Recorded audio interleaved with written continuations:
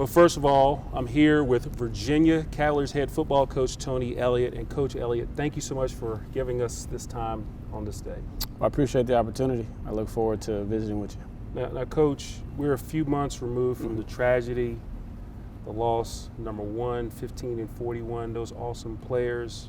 As we are today, how's the team holding up? How's the program holding up after this? Yeah, very proud of the team. It was a very traumatic situation that we were involved in, and still a long way to go.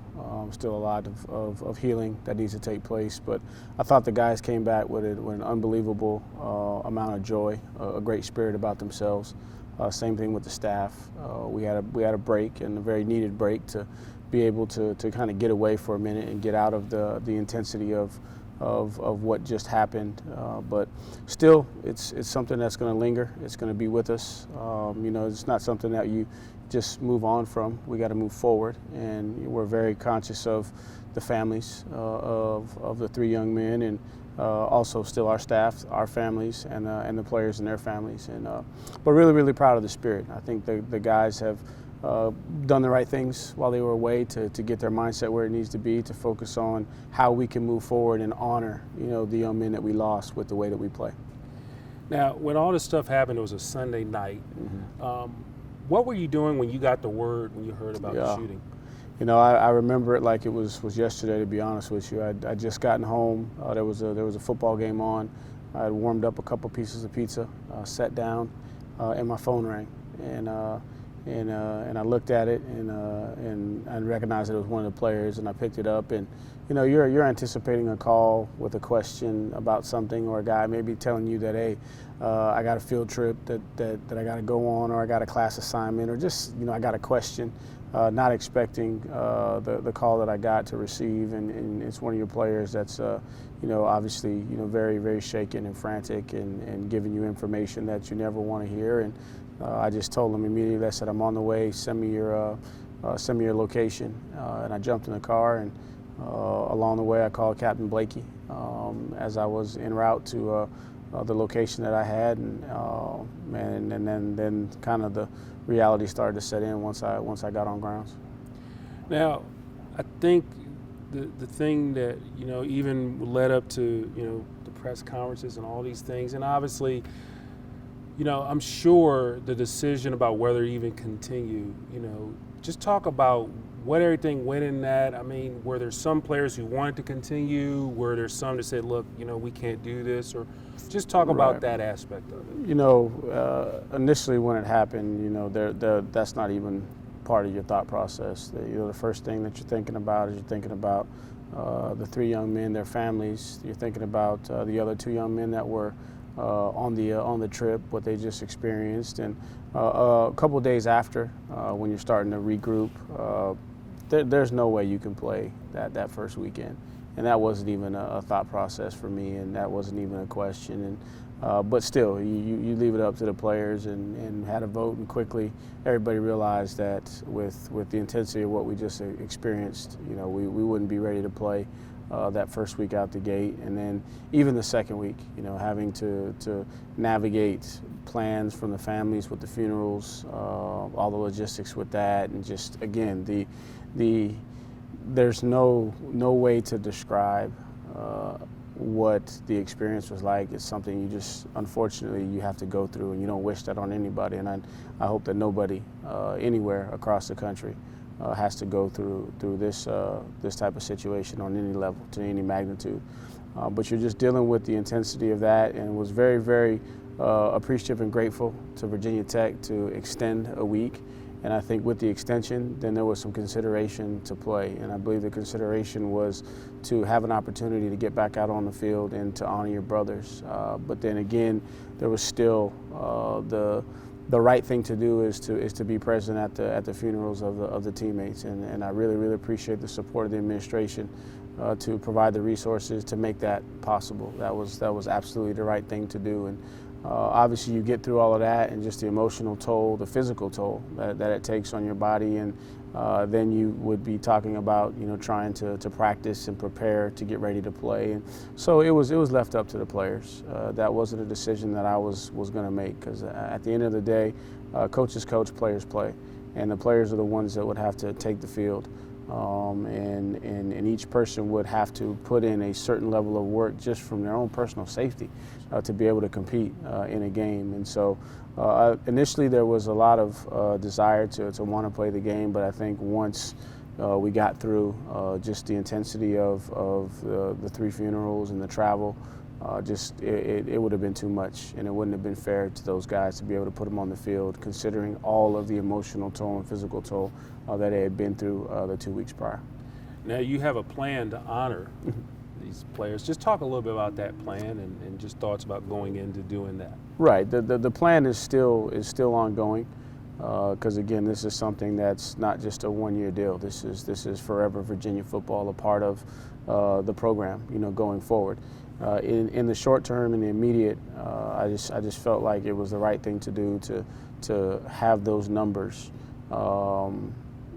memorialized. And obviously there may be some more long-term things that are done with the numbers, but in the short term, whenever that number was present on the field, I wanted the young man and his family to be acknowledged. And so there'll be patches, there'll be decals on the back of the helmet, and there's a remembrance team that's been comprised by the administration and the institution to continue to think about ways going forward, not just on game days, but just long term throughout Virginia football, how to honor these guys. But in the short term, we were able to reveal to the families at our banquet the patches that'll memorialize the jersey numbers of their loved ones. And then, going forward, you'll see some things throughout the course of the season that'll be done once the final decisions are made on those. Now, my apologies for this question, but if a player wanted to wear like 115 or 41, will they be allowed to, or those numbers will never be used again? No, those numbers will be seen. I think for me in the short term, until that's going to be a process to determine what is the proper thing to do long term with the jersey numbers. But in the short term, still want those numbers to be seen and to be visible, and that's why those numbers will be worn next year, and there'll be a patch. And there's a process of determining who will wear those numbers. We wanted to make sure that there was a significance to the guys in the immediate that represent their fallen brothers with those numbers, and then there'll be criteria long term for guys to be able to wear those numbers in the future, unless there's a decision made in the future to take those numbers out of commission. Now, transitioning, and I know it's kind of a hard pivot to go from that to on the field. Yeah. When you look at your first season, and obviously you didn't get the wins you wanted, you didn't have the success, but overall, how do you feel that you handled yourself as a head coach, being a first-year head coach? Yeah, I mean, I got to be honest with myself. There's a ton that I learned. There's a ton that I got to make sure that I work on this off season, carrying forward, and again, those are things that you can only learn through trial and error. I think that everybody believes that they're ready. And people prepare, but until you get into a seat, you don't know the intricacies of the day-to-day. And so I think just the day-to-day management and trying to, allow for those around me to be empowered to do a little bit more. I think I kind of wanted to make sure that my hands were on a lot of things, just because it's new, and not many people were coming from the same environment that I came from, and so I was really hands-on, and but at the same time too, that pulls you away from different things. So I got to learn to continue to balance myself out, to make sure that I give the proper amount of attention to everything within a program. And there's a lot of things that pull on you, not just the X's and O's and the football piece. And I felt like towards the end of the season, I started to see, the turn that I was looking for. You start to listen to the language of the players. What are they saying? Are they regurgitating the things that you're trying to instill? Do you start to hear code words? What's the condition of the locker room once practice is over? Are they taking pride in cleaning up after themselves? And so the little things, I started to see turn. And for me, that was the most important thing. I know ultimately I'm judged by wins and losses. I completely understand that.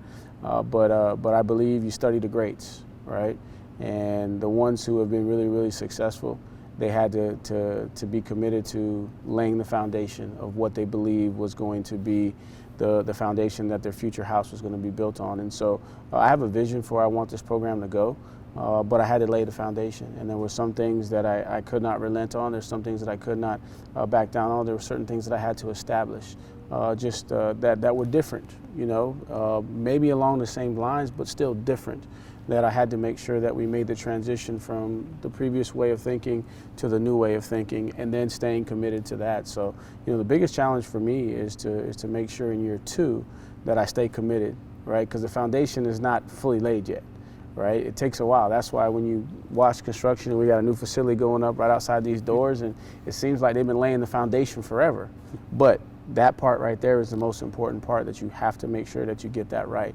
And that's what I learned, that it's going to take perseverance, right? You can't skip steps, and then sometimes you have to back off a little bit and slow down and reassess and reevaluate. And that's something that I learned as well, is that you have a plan, but you got to have a plan for a plan, and then sometimes you got to have a plan for a plan for a plan, and be ready to adjust and be flexible.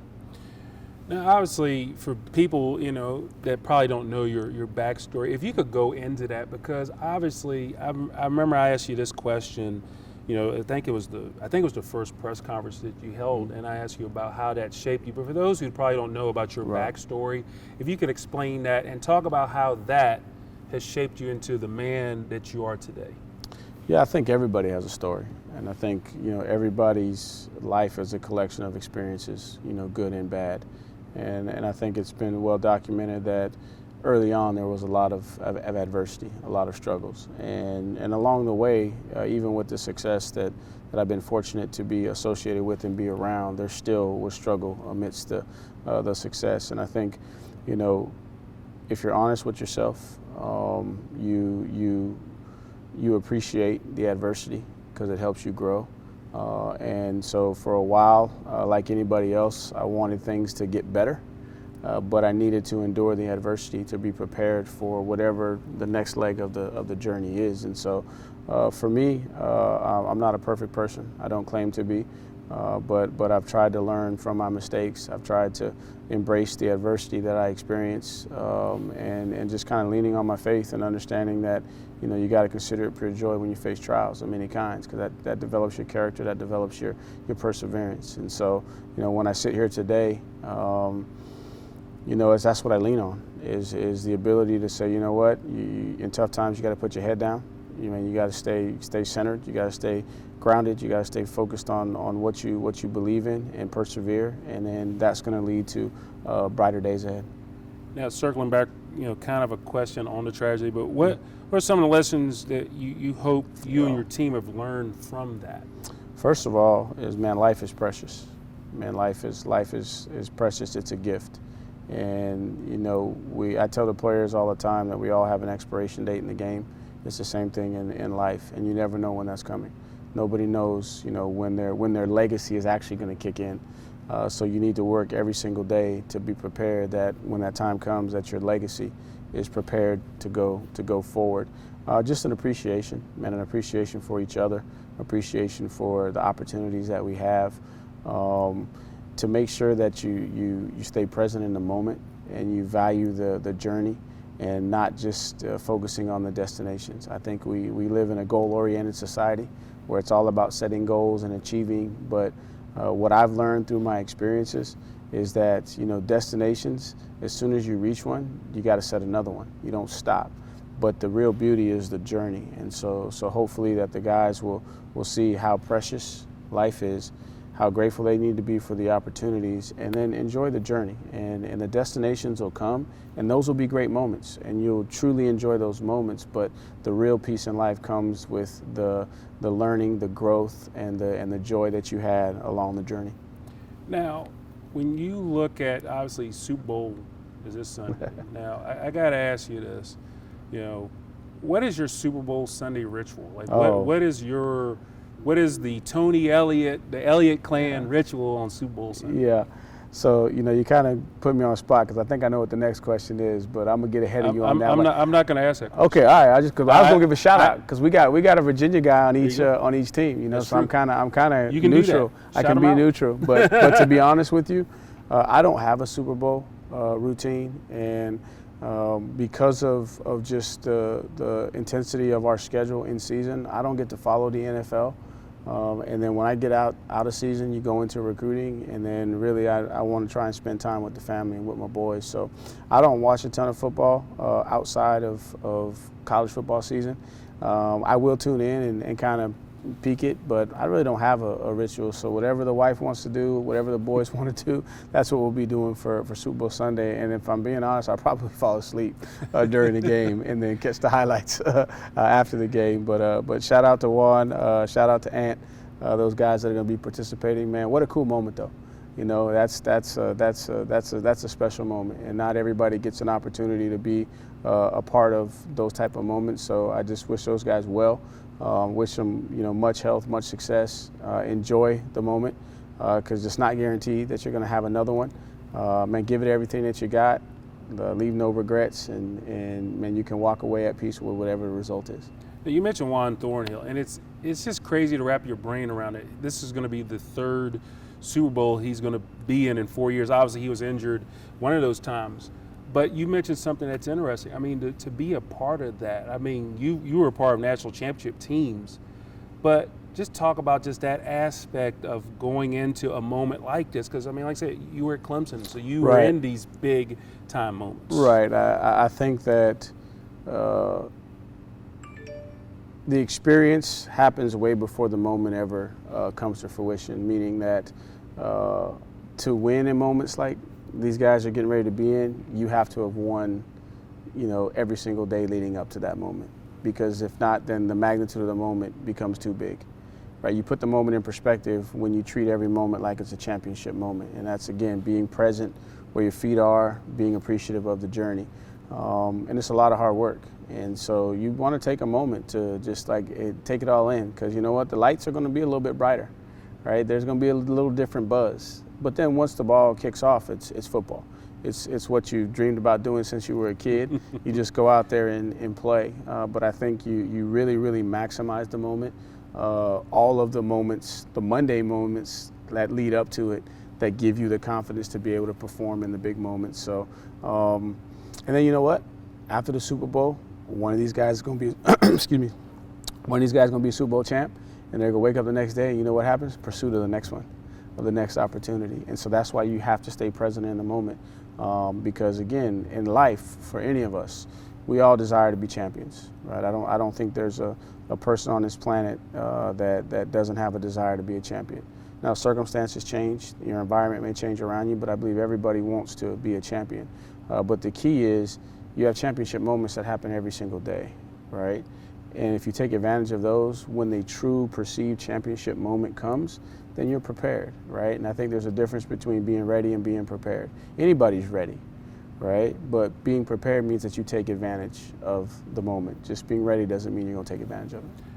And one of your guys, I mean, it seems like he had a breakout season, Trevor Lawrence, and I know it is during football season, but, now that it's kind of the season's over in the NFL, I mean, have you had a chance to really talk with him or get with him or just talk? I have not, and again, I just try to be a fan from afar for those guys, because man, they're out living their life, and I know that in some of his quiet moments he'll have thoughts about me, and I think about him, and every time I see him, man, I reminisce, and it has nothing to do with his on the field ability. Trevor Lawrence is one of the best human beings I've ever been around. Unbelievably high character young man. He's got a heart full of gold, and it's just a matter of time. And so, man, I'm so excited for him to be able to, on that stage now, show what all of us who have a close relationship with him know what makes him special. And it's not, his height, his arm talent, or his football IQ. It's the character of who he is. So I'm just excited to see him take that franchise and start to take them towards what he's used to. I mean, that guy's a winner now. You know, heck, I'm a better person and I'm a better competitor because I was around him, because all he knows how to do is win, and you're starting to see that, you know, come to fruition. And a former UVA player, got big news, Ronnie Barber, finally making, in my opinion, making it to the Hall of Fame.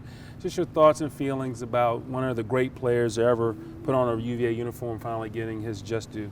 You know, it's everybody's journey is different, but I believe in the end you're going to get what you earn. You know, sometimes we want what we deserve, but I think life, you know, gives you what you earn. And for him to be able to bask in that moment of what he's earned, man, it's really special. And had a chance to go to his high school, hoping one day to be able to shake his hand and meet him, and you know, hopefully get his input on UVA and you know, what made it so special to him, so that I can continue to foster an environment that he can be proud of, he and his brother. But I had a chance to go to his high school and see, you know, all the plaques on the wall and the jersey, and it was pretty cool. And I'm from afar, you know, I've been a big fan, just the way that he and his brother carry themselves. I think that first and foremost, you know, they represent themselves, their family, the right way, and ultimately everything else that they touch, their high school, their institution, and the pro organizations that they play for, they're going to represent them well. So really excited for him. I mean, that's a big deal. You know, that is a big deal. We're talking about a Super Bowl. That's a big deal. But when you talk about being, you know, inducted into the Hall of Fame, and that's a huge accomplishment. So really excited and happy for him. A few more questions, and again, appreciate your time, No Coach, because you've been awesome with this. You know, you mentioned something about going to, like, you went to, you know, Cave Spring High School, visiting Rondé's Barber and Tiki Barber's high school, and you guys have made a concerted effort to, hey, recruit the state of Virginia, you know, hit it hard. How has the reception been with all the high school coaches that you guys are visiting and finally getting in there? Been very grateful of the reception, very appreciative.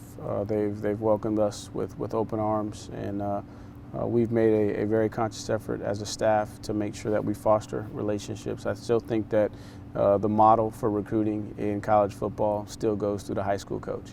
It goes through the relationship with the high school coach, then a relationship with the player, and then a relationship with the player and his family. And so it starts there. And so we talk about being inside out. I'm an inside out person. We talked a little bit about, you know, some of the things early in the interview about what has helped me to become who I am, and it's an inside out mentality. And so if we're going to be inside out as a program, then we're going to have to do it with guys from inside the state, because you know what? It means a little bit more. Right? I mean, you can say what you want to say, but it means a little bit more. And I can say that from experience, having, you know, the great privilege of playing, right, at an institution in the state that I grew up in, and just the not just from the rivalry standpoint, but just from what you represent, and the opportunity to, because everybody, you know, I don't care where you're from, right? You're going to be proud of where you're from. And you're going to claim where you're from. You could be from the smallest town to the biggest city. Yes. Everybody's going to be proud of where they're from. And you know what? You're going to believe that your turf, where you're from, is the best place in the world. And so I think that where we want to go as a program, that mentality's got to start with guys, you know, from the state. And it also, you know, it helps the state, it helps them, you know. They get an opportunity to come and here at UVA, learn and grow and develop at one of the best, you know, institutions in the country, and then you have a chance to go out and take that back to your community. And so you're just doing nothing but, you know, fostering, you know, that love, that passion, and that belief, you know, in your community. And then one thing, I mean, you know, you mentioned recruiting. I mean, it seems like it's, you know, maybe it's not the same as it was 5-10 years ago, because now you have NIL.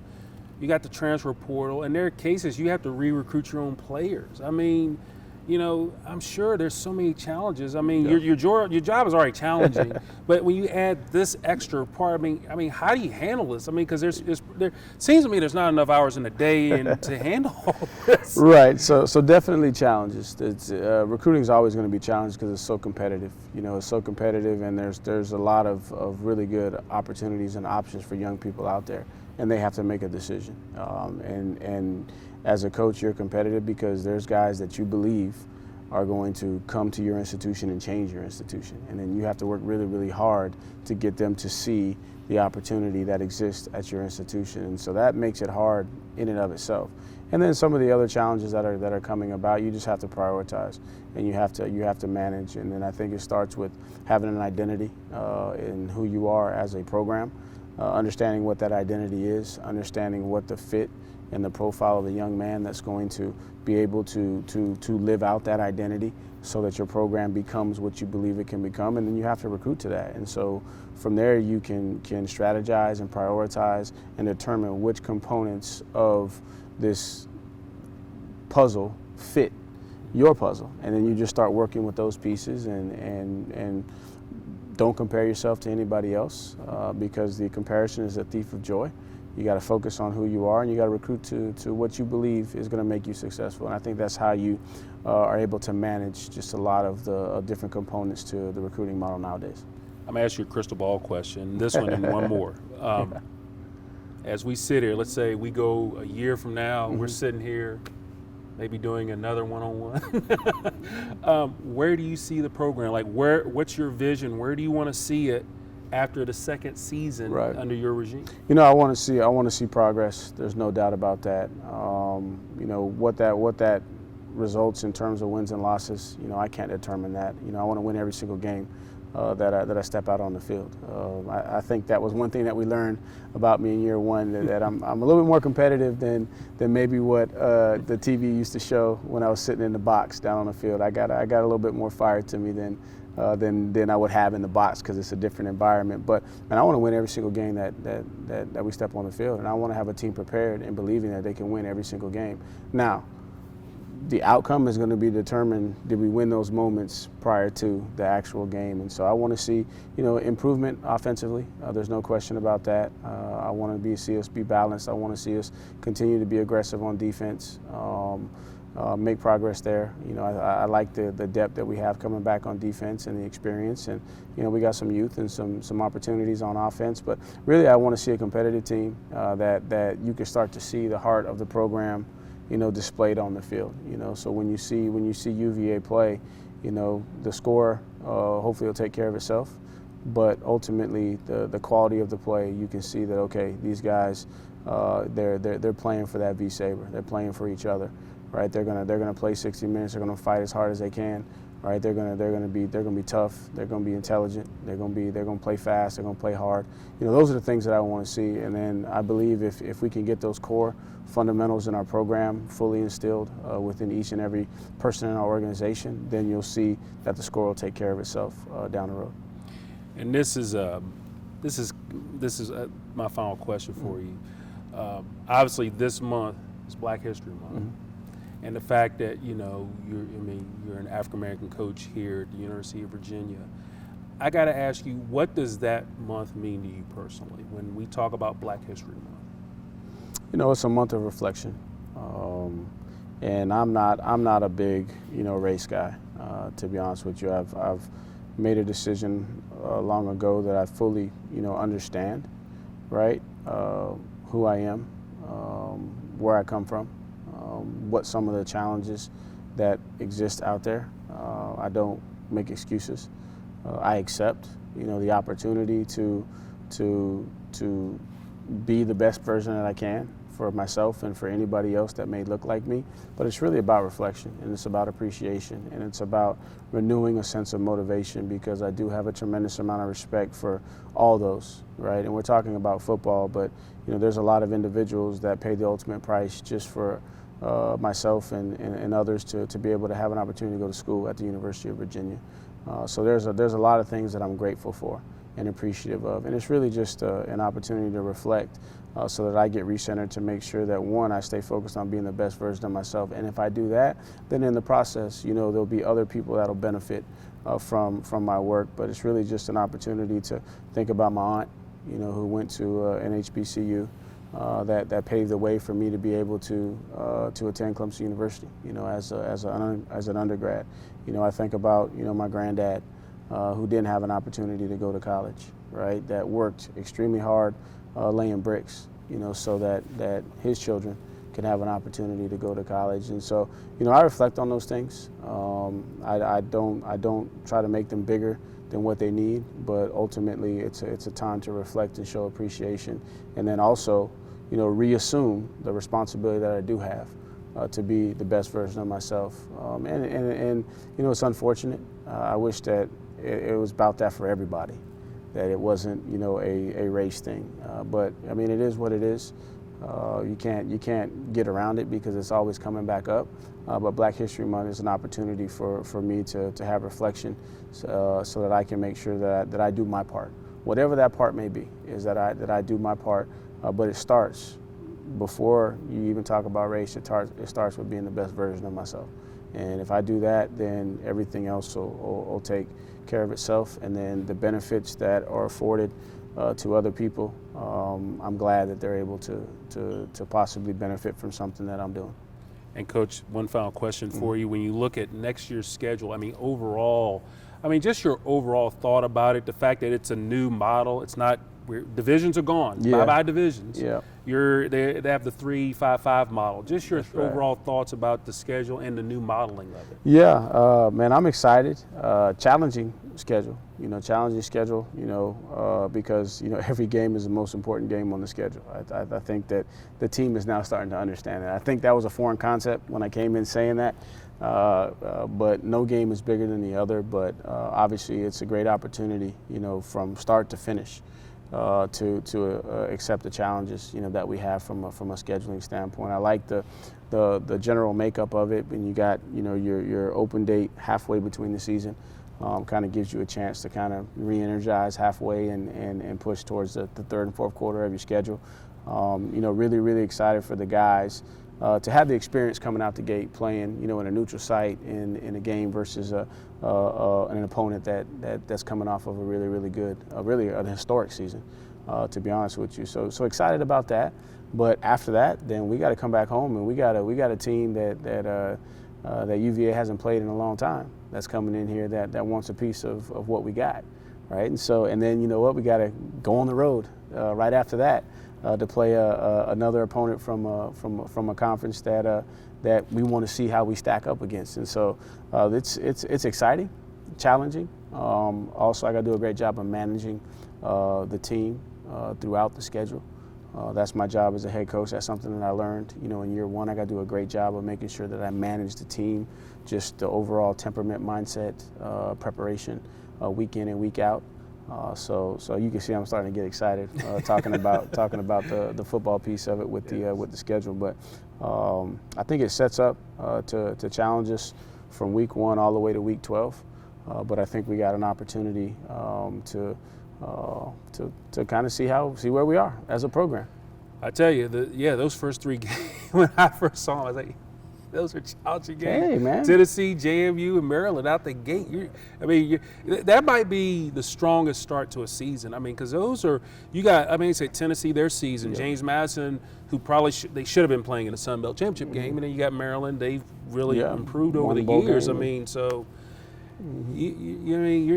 You're stepping up weight class those first 3 games. Well, what I've learned in my experience is you gotta play those games. You gotta find out what your team is made of, and if we want to become the team that we say we want to become, if we want to become the program that we say we want to become, well then you got to go test yourself against other programs, and not being result oriented, but being process focused and being worried about how we play. And if we focus on how we play, it doesn't matter, right, who you play, right? It's about how you play. And that's the things that I'm looking for in year 2, right? Obviously the guys are going to be excited, okay? I'll say it. You guys are going to be excited. You're playing in Nashville, you're playing against an SEC opponent, right? But if that's the only game that you're excited about on the schedule, then you know what? We're not going to have a very good season because we're playing strictly to an opponent. We're playing strictly to a situation, right? And to be consistent, right, you have to play to a standard, and that's what we're working on now with this team. Is, man, let's go establish what that standard is, and then let's work every single day to push everybody, not just the players, everybody in the organization, to elevate to that standard, day in and day out. And when you do that, then at the end of the season, you look up and you say, you know what, I can live with what the result is. And if you've hit that standard consistently, then you're going to be, not just live with, you're going to be, pleased with what your results are. Well, Coach Elliott, this has been awesome. Oh, yeah. I mean, I appreciate you giving me time. Good luck. I know the season is, you're deep in the season right now, getting ready, but thank you so much, sir. No, I appreciate you. Thank you. Appreciate the opportunity. There you go.